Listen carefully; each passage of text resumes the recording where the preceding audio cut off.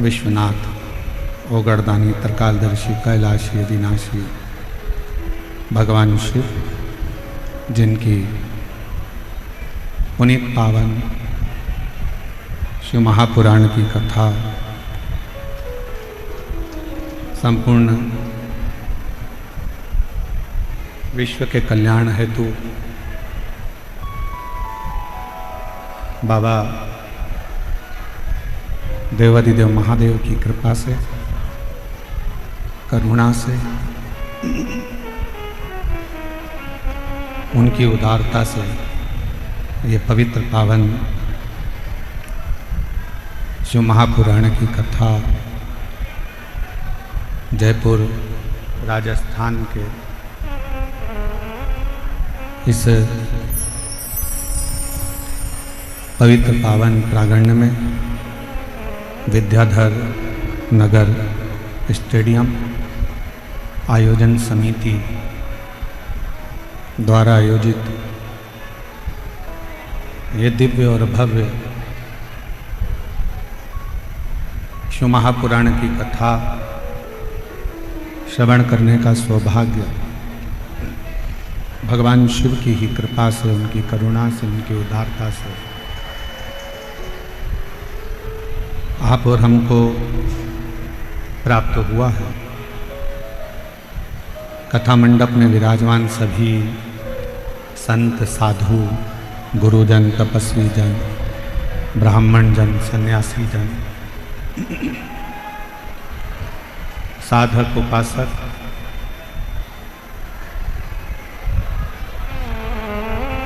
कार्यक्रम के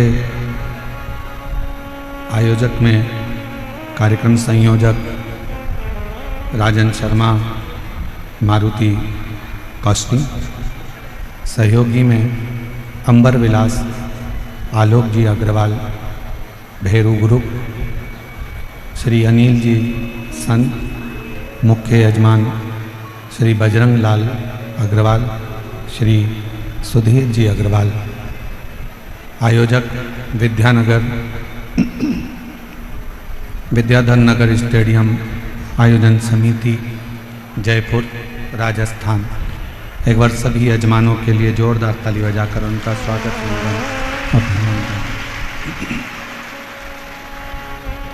और तेरी कृपा बिना न हिले एक ही अनु लेते हैं श्वास तेरी कृपा से तनो तनो बखान क्या करूं मैं राखों के ढेर का चपटी बहुत में है खजाना कुबेर का रंगदार मुक्तिदार ओमकार तू भोले ओमकार तू आयो शरण तिहारी शंभो तार तार तू बखान क्या करूं मैं राखों के ढेर का चपटी बहुत मेरे खजाना कुबेर का हे गंगाधर मोतीदार ओमकार तू भोले ओमकार तू आयो शरण तिहारी शंभो तार तार तू। शिव की कृपा, बाबा की उदारता आज बैसाख शुक्ल पक्ष पंचमी मेरे बाबा के विवाह का दिवस, आप सभी को मेरे बाबा के मंगल विवाह की बहुत बहुत बधाई।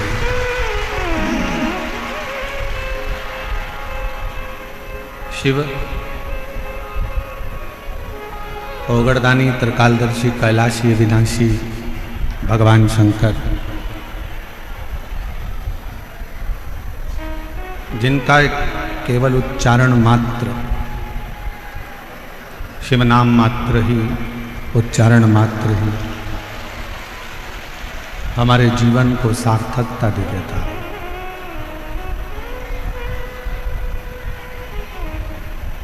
जैसे एक वृक्ष है और उस वृक्ष के एक एक पत्ते को अलग से पानी देने की जरूरत नहीं पड़ती।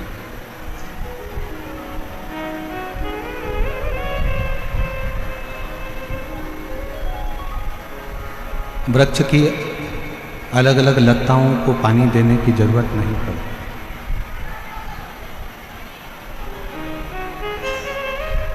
किसी वृक्ष में अगर पानी देना है तो उसकी जड़ में पानी दे दो, पत्तों में भी, लताओं में भी पानी पहुंच जाता है।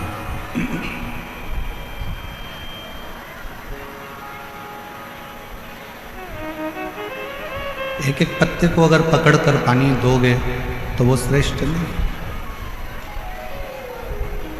एक एक लता को अगर पकड़कर पानी दोगे तो वो श्रेष्ठ नहीं। पर यदि जड़ के अंदर पानी डालोगे तो वो लता में भी पहुंचेगा, पत्तों में भी पहुंचेगा।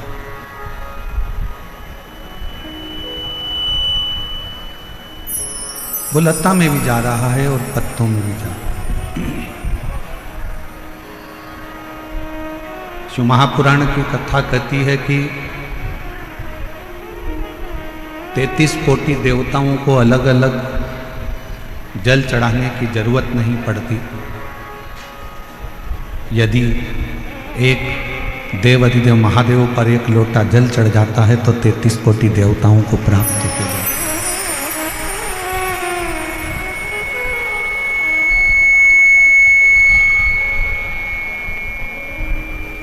बाहर का रिटर्न आ रहा है बहुत तेज। बाहर का रिटर्न अंदर आ रहा है, थोड़ा कम कम।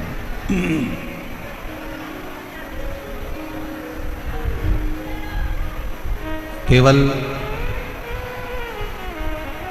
जड़ में पानी चढ़ाया, जड़ में पानी दिया और पूरे वृक्ष को ताजगी मिल गई, पूरे वृक्ष को ताजगी प्राप्त हो।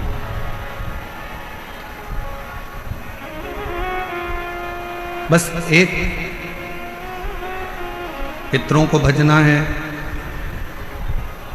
कोई ने कह दिया कि पितर दोष है, पितरों का दोष लगा हुआ है, या पितरों का दोष है घर में। कोई कहे कि वास्तु का दोष है घर में।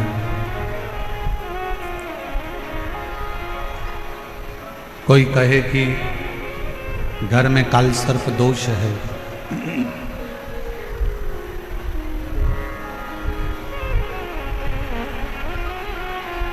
कोई कहे पितरों का दोष है, कोई कहे काल सर्प दोष है, कोई कहे वास्तु का दोष है।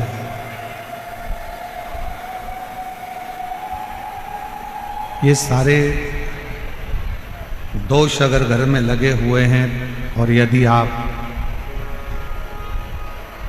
भगवान शंकर को एक लोटा जल समर्पित कर रहे हैं तो दुनिया का कोई दोष आपको कभी भी नहीं लग सकता। वो सारे दोष अपने आप समाप्त हो जाते हैं शिव को एक लोटा जल चढ़ाने। शंकर भगवान को एक लोटा जल समर्पित करने से, और वो जल एक विश्वास का होना चाहिए।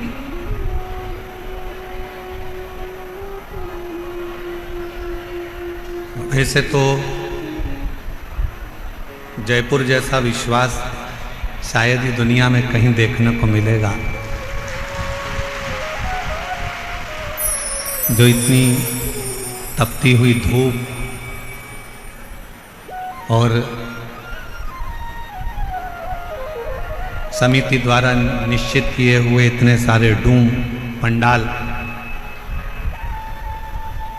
और साथ में आज भी लगभग 50,000 भक्तों के बैठने के लिए 2 डूम की व्यवस्था और समिति ने करी है।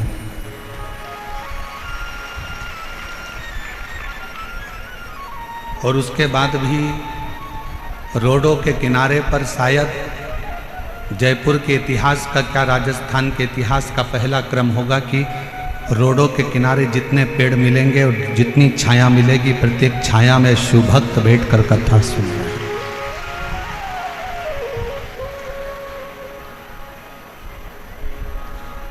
और मेरा विश्वास करता है कि जयपुर के जितने यूट्यूबर होंगे, जयपुर की जितनी सोशल मीडिया होगी, जितने पत्रकार बंधु इस जयपुर के होंगे, जिनकी कलम केवल कलम नहीं रहती, जिनकी कलम कमाल करती है, वो भी इस कलम के माध्यम से जयपुर का ये इतिहास रचते हुए दिखाएंगे कि ये जयपुर का इतिहास है।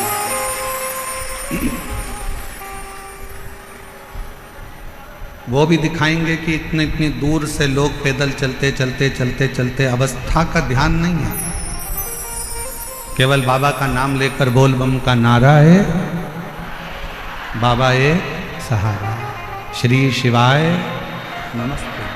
बोलते बोलते बोलते बोलते लोग शंकर की कथा में आ रहे हैं, शिव कथा में पहुंच रहे हैं।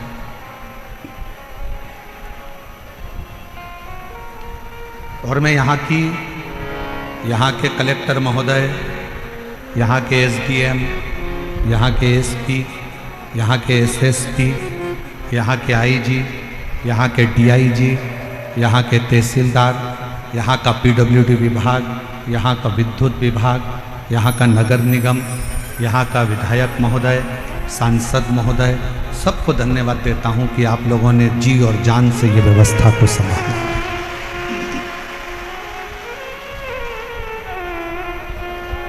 एक शिव को समर्पित होने का एक लक्ष्य है शिव महापुराण की कथा।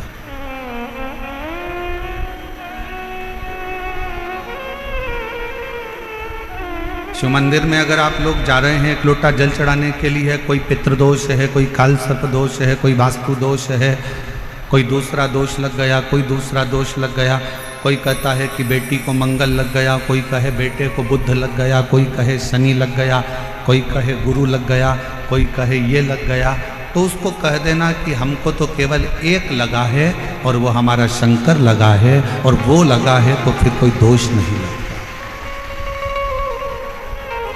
जब एक बार जिसको शिव लग जाए, एक बार जिसको शंकर लग गए, एक बार जिसको शिव लग गए, तो फिर दूसरा कुछ नहीं लगता।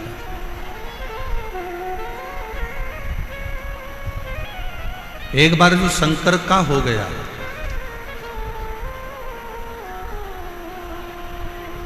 वो कहते हैं ना, मैंने सबका होकर देख लिया, बस तेरा होना बाकी है, मैं सब दर जाकर देख लिया, एक तेरे दर आना बाकी है, मैं सबका होकर देख लिया, बस तेरा होना बाकी है, मैं सब दर जाकर देख लिया, बस तेरे दर आना बाकी है। मैंने संपूर्ण सब जगह, ऐसा कोई स्थान नहीं है जहां मैंने छोड़ा। मेरी जीजियों, जयपुर के मेरे जीजाओं, मेरी बेटियों, बेटाओं, मेरी माताओं, मेरे भाई, मेरे पिता तुल्य मेरे बुजुर्ग, एक बात बताइएगा, जब जीवन में दुख आता है, तकलीफ आती है, कष्ट आता है, तो आप ऐसा नहीं है कि कहीं नहीं जाते हो, जाते हो।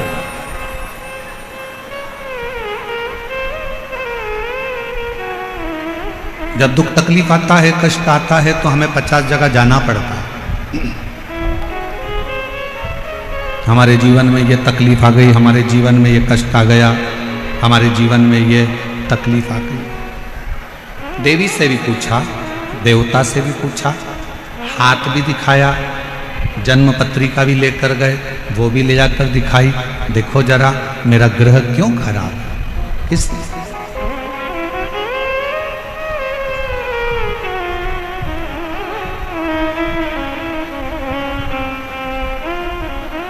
ये मेरा ग्रह क्यों खराब है, इसलिए। जरा मेरा हाथ देखकर बताओ कि मेरी किस्मत में इतना दुख क्यों लिखा। जरा मेरा ललाट पढ़कर बताओ कि मेरे जीवन में इतना कष्ट क्यों लिखा। ईसर गोरा गणागोर शिव महापुराण की कथा जयपुर में चल रही है। जो तुम्हारे मन का संशय है, वही संशय चंचुला देवी के मन में भी था।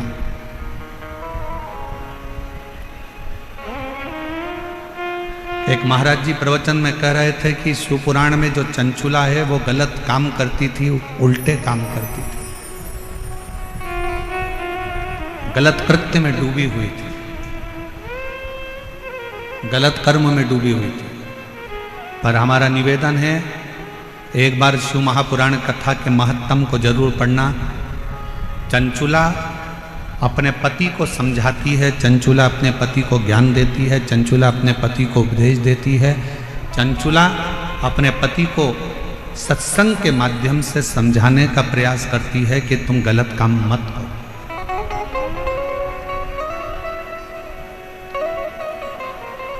और किसी ने कहा कि चंचुला देवी गलत करते करती, ना ना,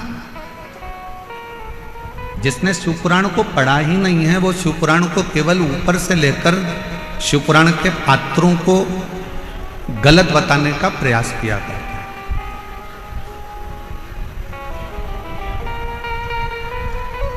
एक स्त्री गलत कब होती है, एक स्त्री गलत जगह पर कब जाती है, एक स्त्री गलत धारणा कब बनाती है, जब उसके घर के लोग उसके साथ गलत कृत्य करें, गलत बात बोलें, गलत कर्म करें या गलत विचारों से उसको समझें। वरना भारत के भूमि की वो स्त्रियां हैं जो अपने पति के लिए अग्निकुंड में कूदकर इसी राजस्थान की धरा पर जोहर कर लेती हैं। इस भारत की भूमि की वो स्त्री, वो नारियां हैं।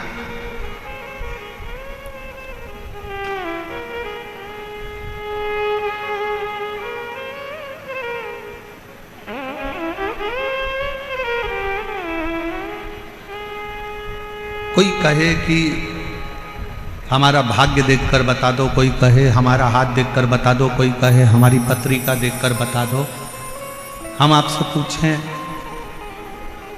मेरे जयपुर की माताएं, मेरी जीजियां, मेरी बेटियां, मेरे जीजा हों, मेरे भाई, मेरे पिता तुल्य बुजुर्ग उत्तर देंगे। एक ही दिन, एक ही तिथि, एक ही वार, एक ही समय, एक ही घड़ी, एक ही पल, क्या उस दिन, उस घड़ी, उस पल में, उस समय में क्या केवल एक ही बच्चा पैदा होता है? जम के बोलो जरा। बुधवार के दिन मान लो 17 तारीख को बुधवार है, और अपन मानो कि 17 को बुधवार है और 17 को ये तिथि है, 17 को ये नक्षत्र है, 17 को ये पल है, 17 को ये घड़ी है। क्या उस दिन केवल एक ही बच्चे का जन्म होगा? भारत में और कोई विश्व में पूरी पृथ्वी पर कोई बच्चा उस दिन जन्म नहीं लेगा।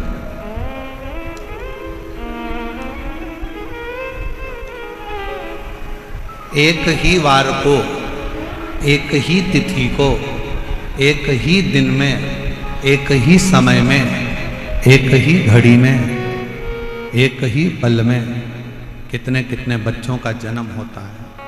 कितने कितने बच्चों,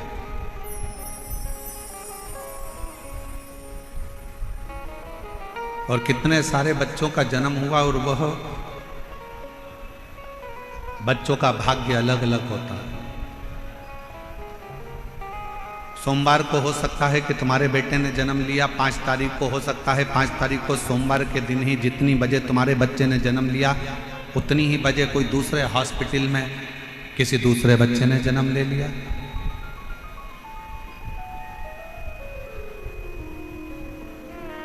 मंगलवार को हो सकता है कि तुम्हारे बच्चे ने जन्म लिया और मंगलवार को ही कोई दूसरे बच्चे ने जन्म ले लिया, उसी तिथि में, उसी पल में, उसी घड़ी में, उसी क्षण में। कोई जरूरी नहीं।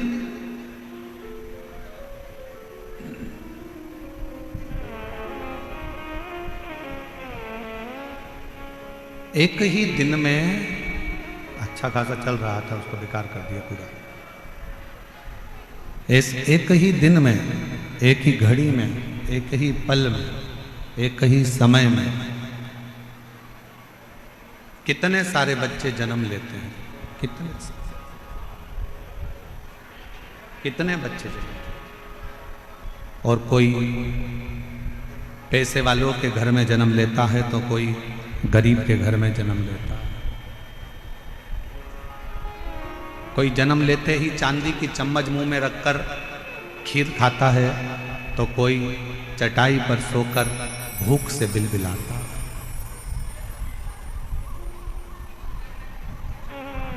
कितने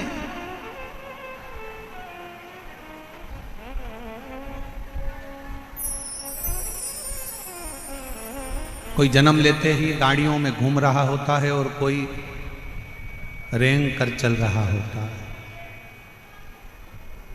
जरा विचार करिएगा, जरा विचारिए।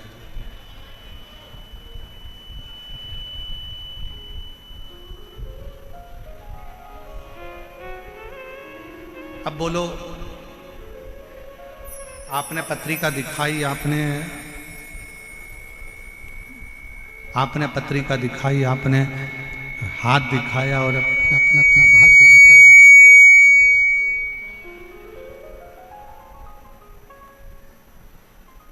आपने पत्रिका दिखाई, अपने अपना हाथ दिखाया, आपने अपना भाग्य दिखाया और पूछा कि मेरे जीवन में दुख क्यों है, क्यों तकलीफ क्यों है, कष्ट क्यों है, परेशानियां क्यों है, किस लिए है।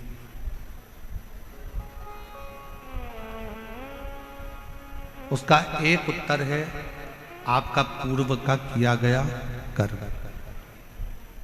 इसलिए फिर कहेंगे आप लोगों से कि मत बुरे कर्म कर बंदे वरना पछताएगा, भगवान की आंखों से तू बच नहीं पाएगा, तू बच नहीं पाएगा। अरे ओ अज्ञानी मत कर नादानी, अरे ओ अज्ञानी मत कर नादानी। तेरे कर्म का फल भी तू ही पाएगा, जैसा किया तूने तेरे आगे आएगा। मत बुरे कर्म कर बंदे वरना पछताएगा, भगवान की आंखों से तू बच नहीं पाएगा, तू बच नहीं पाएगा। अरे ओ अज्ञानी मत कर नादानी।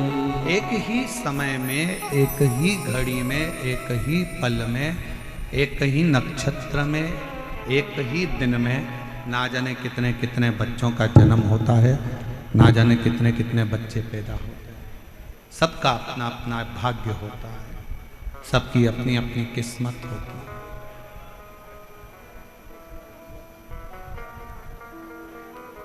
अब उसमें आप चाहे किसी को भी जाके अपना भाग्य पढ़वा दो, आप चाहे जाकर किसी को भी अपनी किस्मत पढ़वा दो, जो पूर्व में किया है उसको भोगना ही है। जो पूर्व में करा गया है, बाहर की आवाज अंदर आ रही है पर अंदर की आवाज अंदर नहीं आ रही। पूर्व में जो कर्म किया है उस कर्मों को तो भोग। इसलिए फिर निवेदन करूं, श्रेष्ठ कर्म करते हुए आगे बढ़िए। श्रेष्ठ कर्म बढ़ते श्रेष्ठ।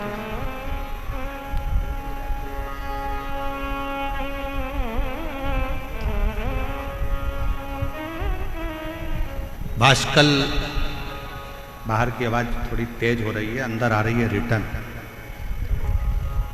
भास्कल प्रदेश में ब्राह्मणों से भरा हुआ एक गांव है, ब्राह्मणों से भरा।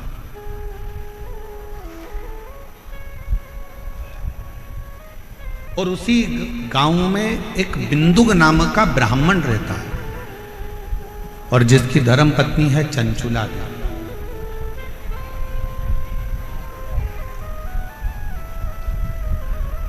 और वो चंचुला इतनी भगवतमय है कि अपने पति को बार बार मार्गदर्शन करती है कि तुम गलत जगह मत जाओ, गलत जगह पर मत पहुंचो, गलत काम मत करो, गलत व्यसन मत करो, गलत भोजन मत करो, गलत दृष्टि मत रखो, गलत विचार मत रखो, गलत सोच मत रखो। और ये विश्वास करता है कि भारत के भूमि की प्रत्येक माँ, प्रत्येक स्त्री, प्रत्येक नारी अपने पति को, अपने पिता को, अपने पुत्र को, अपने भाई को ये उपदेश देती रहती है कि गलत काम मत करो।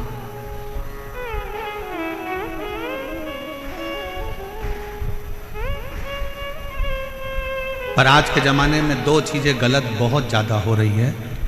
एक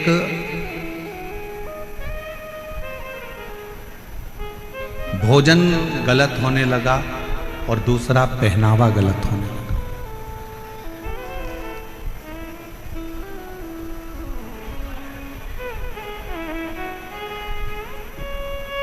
एक पहनावा गलत है और एक भोजन गलत है।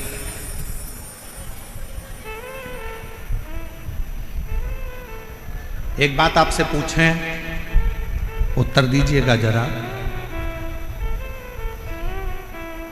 तुलसी का पौधा तुम्हारे घर में है? जम के बोलो जरा, आवाज नहीं आ रही, और जम के बोलो। हैगा सबके घर में तुलसी का पौधा? तुलसी के पौधे की मिट्टी को हटा दिया जाए और जड़ जड़ दिखने लगे तो पौधा जीवित रहेगा कि मर जाएगा? मर। जिस पौधे की जड़ दिखने लगती है वो पौधा एक ना एक दिन समाप्त हो जाता है। इसलिए पौधे की जड़ को मिट्टी से दबाकर रखा जाता है, मिट्टी से दबा।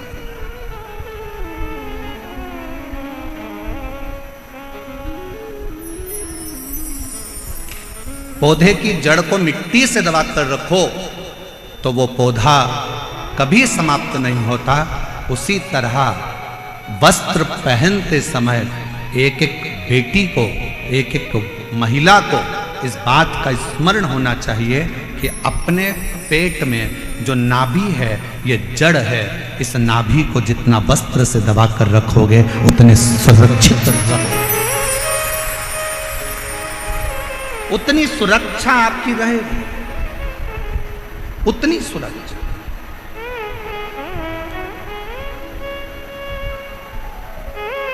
आज के जमाने में सुरक्षा क्यों गड़बड़ा रही? और फिर निवेदन करेंगे,